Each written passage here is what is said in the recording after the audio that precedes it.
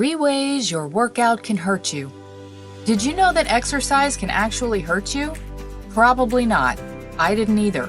When it came to health and fitness, I focused on things like weight loss, body image, and healthy living. I never gave any thought to safety. In fact, I had to attend personal training school in order to realize just how dangerous exercise could be.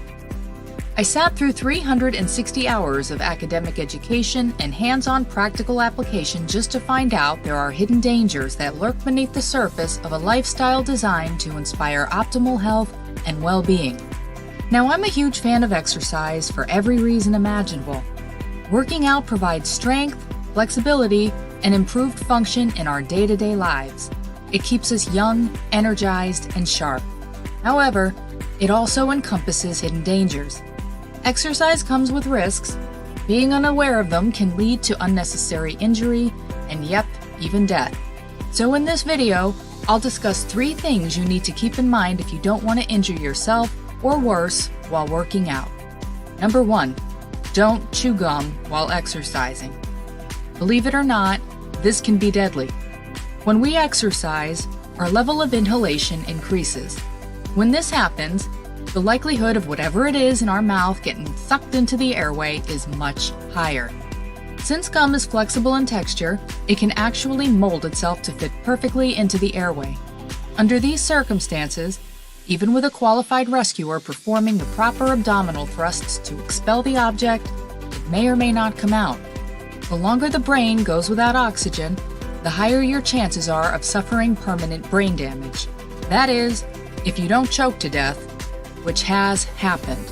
This is one chance you don't want to take. The consequences far outweigh the benefits. If you're fortunate enough to be around someone who can possibly save you, it's still an unfortunate occurrence. If you're on your own, you're out of luck. To protect yourself, don't chew gum or have anything else in your mouth while exercising.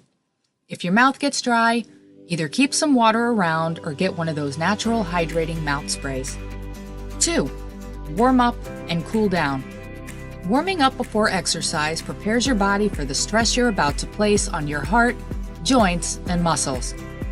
If you're about to start lifting weights of any kind, whether it's resistance bands, dumbbells, or even your own body weight, you'll need to loosen things up before adding resistance.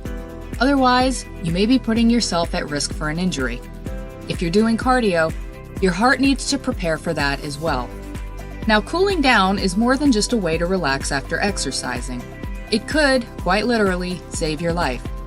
When your heart rate's been elevated for a period of time, you must slow down your activities before you suddenly stop. The reason is because of blood pooling.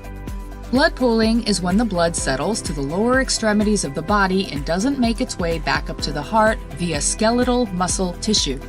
When blood pooling occurs, there's a risk of fainting and/or sudden cardiac arrest.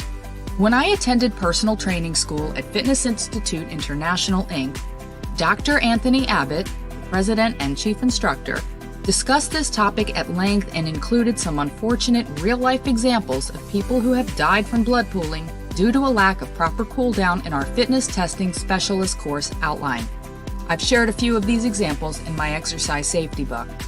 It's a risk you don't need to take, so to protect yourself, simply take 5 minutes to warm up before your workout, and then cool down by walking it off, moving around, or doing any type of movement-based activity to slow your heart rate down instead of just stopping.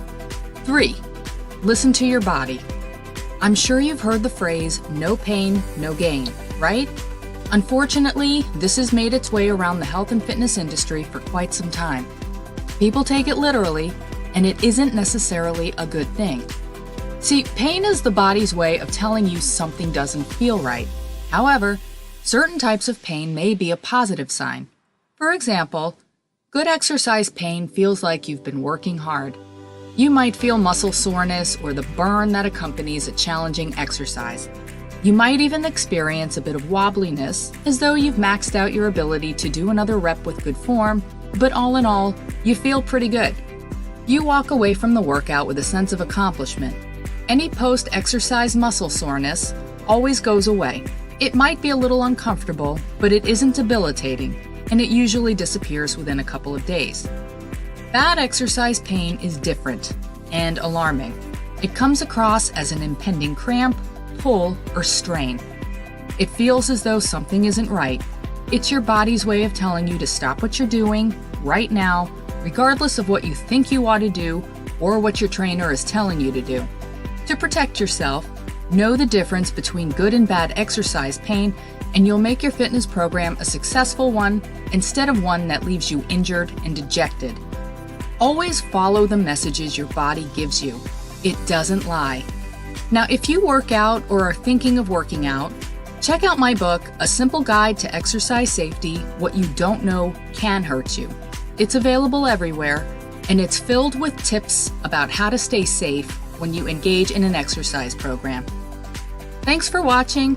Please like and share this video and subscribe to the channel, and hit the notification button. Until next time, take care.